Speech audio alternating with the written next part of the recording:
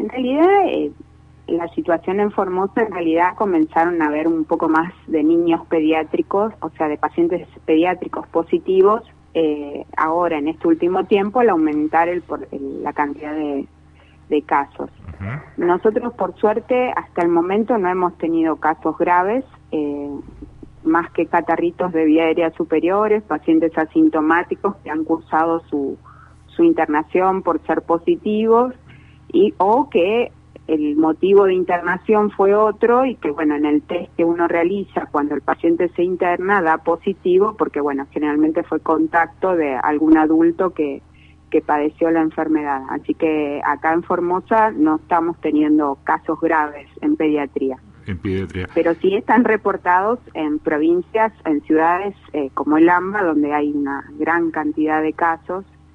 El porcentaje de niños, habitualmente, por lo menos lo que reporta el Ministerio de Salud de la Nación, en los menores de 20 años es del 9,7%. Entonces, al aumentar la cantidad de casos, aumentan el porcentaje de niños, claro. Y en esos niños hay niños que tienen factores de riesgo, enfermedades de base, que son los que requieren internación y que por ahí cursan la enfermedad un poco más grave. Uh-huh. Usted que tiene especialización en infectología infantil, ¿sí? Le pregunto, Sí. Y se dice muchas veces en los medios que los chicos no contagian COVID.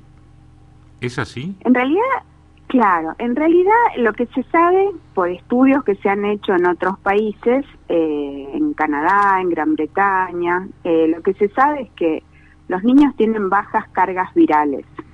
Al tener una baja carga viral, la posibilidad de contagio es menor, pero sí contagian, digamos. Contagiar, toda persona infectada tiene posibilidades de contagiar, pero suelen ser con cargas virales más bajas, menos contagiadores que los pacientes sintomáticos, ¿sí? Con cuadros respiratorios, pacientes adultos.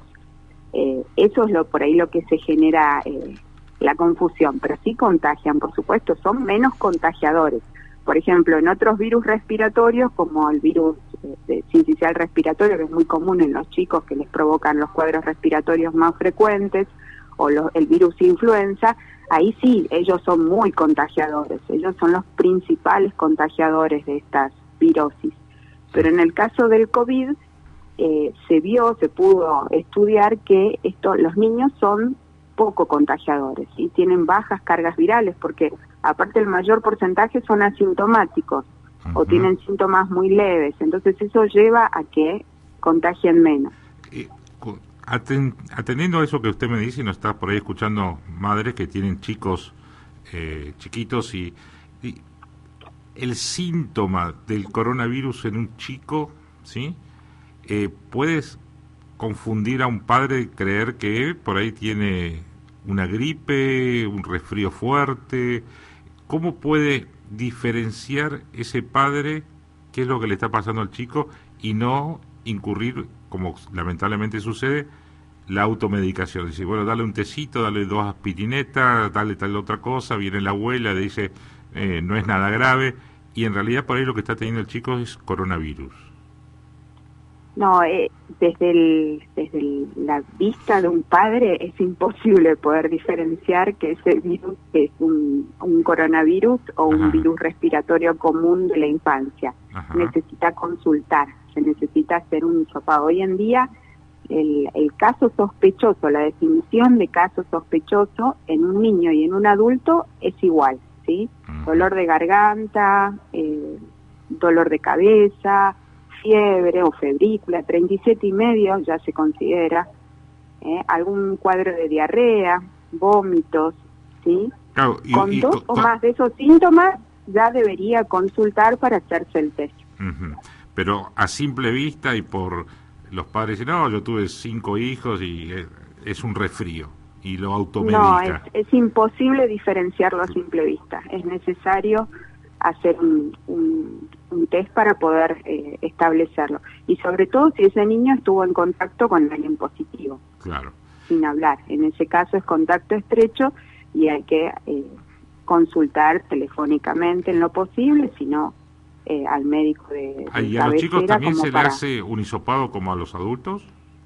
En los mayores de 2 años se hace hisopado, en los menores un aspirado. Sí, un aspiradito es con una sondita, se aspira un poco de secreción mucosa y con eso se hace el estudio. Bien. Y de el universo que han atendido en estos estudios de averiguación, de búsqueda de casos, como le llama el gobierno, de búsqueda de casos activos, la población infantil, ¿qué porcentaje representa de la cantidad de casos que hoy tiene Formosa? No, en realidad lo que se hizo, los que eran búsquedas activas en terreno, eran en adultos. Nosotros la población que tenemos, nuestra estadística, que inclusive está en la página del Ministerio de Salud de la Nación, es de, ya le digo, 400,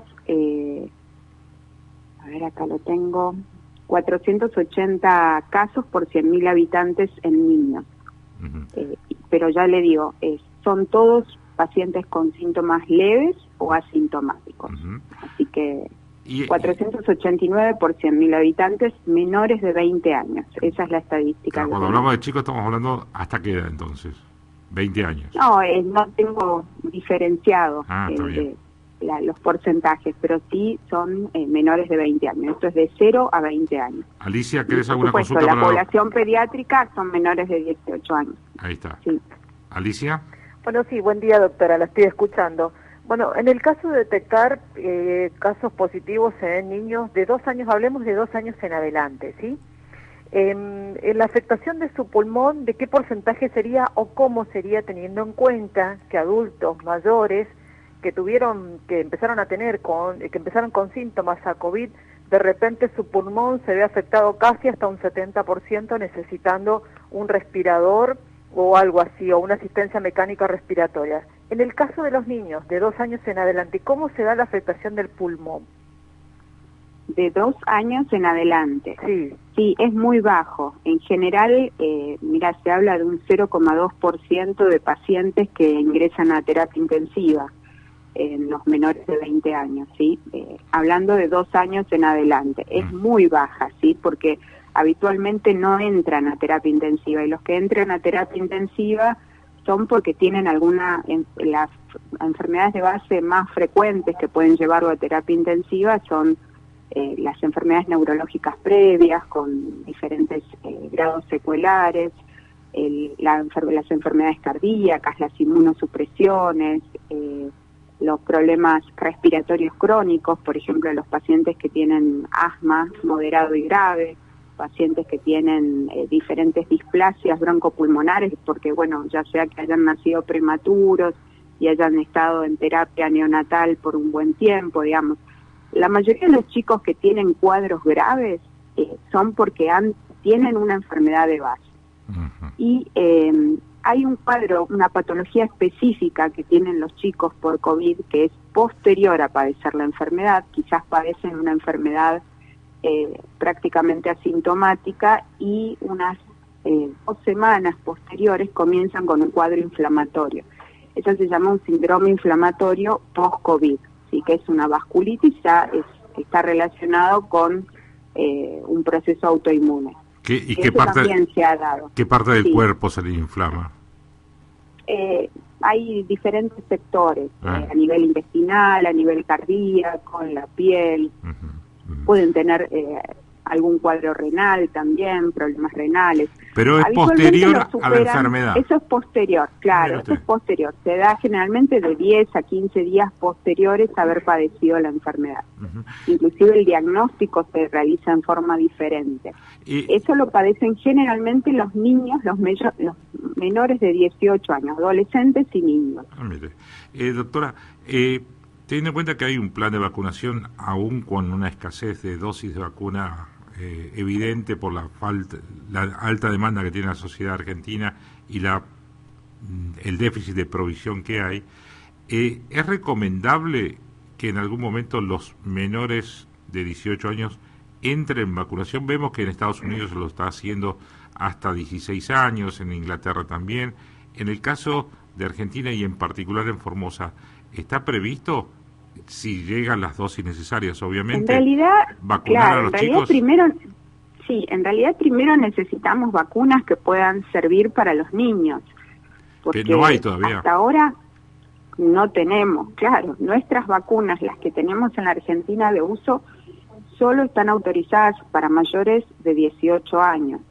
Hay diferentes estudios, por lo que estuve leyendo está la vacuna cubana, que se llama Soberana, que se está probando en niños, que bueno, que es una vacuna que utiliza una plataforma parecida a otras, que se utiliza muy comúnmente en niños y que tiene resultados promisorios en fase 3 y que bueno, sería una esperanza para poder usarla en los niños. Después está Pfizer también, estudios avanzados en adolescentes sobre todo, pero no tenemos vacuna que en este momento esté autorizada para menores de 18 años. Entonces, estamos medio a la espera. A la espera de eso. En el mientras tanto, claro, en el mientras tanto, lo que tenemos que hacer es cuidarlos, ¿sí? Cuidarlos de evitar que estén en contacto con personas enfermas, evitar que estén en contacto, por lo menos en este tiempo que estamos tomándonos como para tratar de cortar la cadena epidemiológica, con muchos chicos, seguir enseñándole las medidas de bioseguridad, la higiene, más. Ellos lo entienden muy bien igual, ¿eh? Sí, dicen que los chicos entienden más que las personas grandes. Totalmente, los adolescentes quizás son los que más, pero bueno, por una cuestión particular de la adolescencia. Sí, de la psicología y la actitud de los chicos. Pero los niños más chiquitos lo entienden muy bien. Doctora, inclusive los bebés, tenemos bebés de la era COVID que realmente están acostumbrados a higienizarse las manos. Ayer estaba viendo por televisión nacional que se está hablando ahora como población de riesgo, agregándole a la lista de población de riesgo de los adultos mayores a las embarazadas, ¿sí? Como población de riesgo en materia de justamente de buscar y tratar de inmunizar también ese sector social. Sí, eso salió de un estudio que se realizó en varios países, donde intervino también la Argentina, y se vio que la embarazada tiene un 50% más de riesgo de padecer un cuadro respiratorio grave, inclusive que puede comprometer al bebé, digamos, que tiene más riesgo de tener bebés prematuros, con todas las complicaciones que pueda generar y demás. Así que sí, como esto, digamos, se habrán dado cuenta ustedes que están todos los días con el tema, igual que nosotros, digamos, esto es muy dinámico, lo que creíamos en un comienzo que servía, ahora sabemos que no sirve. Hay cosas que no eran así ciertas, por ejemplo, en un comienzo los niños eran los más contagiadores, después se pudo ver que esto no era así, y en un comienzo se pensó, y es más, así se trabajó, de que la embarazada corría el mismo riesgo que un adulto no embarazada, pero ahora se habla de que es ahora población de riesgo. Se sabe que esto cambió y entraría como un grupo de riesgos, por eso se está evaluando desde la CONAIM, la recomendación de la vacunación inclusive está en evaluación, todavía no se normatizó la vacunación en la embarazada. Y en este contexto estamos transitando el otoño. La provincia ya tiene las vacunas antigripales, ¿sí? Hay gente que puede llegar a comprarla en una farmacia comercial. Y en este caso, la vacuna antigripal que está dentro de un calendario de vacunación viene demorado, ¿sí? Por esto de priorizar en este caso lo del COVID. En el caso de los padres con chicos, ¿es aconsejable vacunarlos aún en este contexto? Contra la gripe estoy hablando, ¿eh?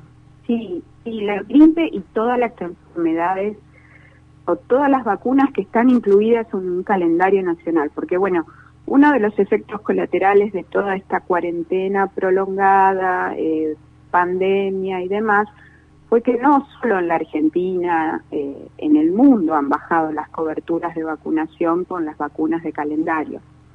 Y con la posibilidad del resurgimiento de enfermedades que ya las teníamos controladas. De hecho, por ejemplo, por ejemplo, meningitis, por ejemplo, las neumonías severas por neumococo, con la cual tenemos las vacunas en calendario. O sea, ¿hay un atraso en el calendario de vacunación a nivel país y obviamente también en Formosa? No se está En el cumpliendo. mundo hay un atraso, En el mundo hay un atraso. ¿Sí? En la Argentina también han bajado las coberturas en todas las provincias. ¿Por qué? Por eso es importante, porque la gente no ha querido salir a vacunarse. Ese es el tema. ¿Sí? Sí. Le da miedo concurrir. Muchas veces los vacunatorios están en los centros de salud o en los hospitales y les daba miedo concurrir. Esa fue, digamos, después de una encuesta importante, fue el motivo principal. No querían salir de su casa. Pero bueno, saber que es sumamente importante que lo sigan haciendo, que las vacunas tienen que estar al día. Por supuesto, la vacuna antigripal en los niños es obligatoria, entre 6 meses y 2 años. Por eso le pregunto Saber que sí, si en ese caso puntual de Formosa, que ya tienen las dosis de vacunas antigripales, si van, teniendo en cuenta este contexto que usted me dice que la gente tiene miedo de irse a vacunar, en este caso para completar el calendario de vacunas obligatorias, si está pensado ir en búsqueda de esas personas y de esos chicos y vacunarlos en las casas. En realidad lo que se les pide es que concurran a sus centros de salud a vacunar a los niños de 6 meses a 2 años, porque justamente no solo es la antigripal, son todas las vacunas que tienen que recibir en esa franja etaria, ¿sí? Sí, por supuesto, y digamos, la decisión de en forma escalonada de ir por grupos también vacunando para justamente no agrupar gente en diferentes vacunatorios, se la está dando de esta manera desde el Ministerio de Desarrollo Humano y desde el Consejo. Bien. Los grupos prioritarios para arrancar fueron embarazadas y niños de 6 meses a 2 años. Pero están evidenciando que hay como un temor de la gente de ir a vacunarse con el calendario. Sí, por supuesto. Cada centro de salud rastrea su población que quedó sin vacunar para poder hacerlo en terreno, digamos. Sí, por supuesto, eso se hace, pero se viene haciendo desde antes, inclusive de la pandemia. Bien. Pero es muy importante saber que la vacuna antigripal tienen que recibirla porque para los niños el virus influenza sí es muy agresivo. En este caso sí es muy agresivo y necesitan vacunarse. El virus influenza puede llevarlo a una bronquiolitis, a una neumonía, a estar internado o estar en una terapia. Por eso es importante que la reciban. ¿Sí? Bien. Alicia, ¿alguna pregunta final para la doctora? No, perfectamente, claro, con la doctora. Muchas gracias. Doctora Bonchef, como siempre, muy amable en atendernos y muchas gracias por sus palabras y sus conceptos. O sea, bueno, para cerrar, el mensaje es, papá, lleve a su chico a vacunar, complete el calendario de vacunación, especialmente la de la gripe, ¿sí? Están las vacunas, están los vacunatorios, pero hay que ir, ¿no es así? Por ahora sí, por ahora sí. ¿Por qué me dice por ahora? Ahí me porque quizás en un futuro, cuando tengamos posibilidades, porque en este momento realmente se está haciendo una campaña masiva y estratégica para la vacunación del COVID. Contra el COVID, y seguramente los casos en que queden sin vacunar de estos niños se van a ir a buscarlos, ¿sí? Pero por el momento que los padres vayan. Por el momento, sí, concurrir al vacunatorio con las medidas de bioseguridad que siempre se está hablando, en lo posible con un niño por vez, respetando los 2 metros con la persona que se tiene adelante, utilizando barbijo, con todas esas medidas. Bien, gracias doctora Bonchef.